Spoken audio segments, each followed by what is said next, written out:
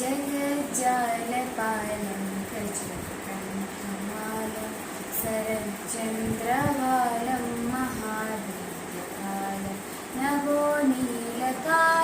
तुलाभारमायं शुपद्मासहायं भजेऽहं सदाम्बोधिवासं गगनपुष्पहासं जगत्सन्निवासं सदा विद्यवासं गदाचक्रशस्त्रं लसत्पीतवस्त्रं लसच्चारुभद्रं भजेऽहं रमा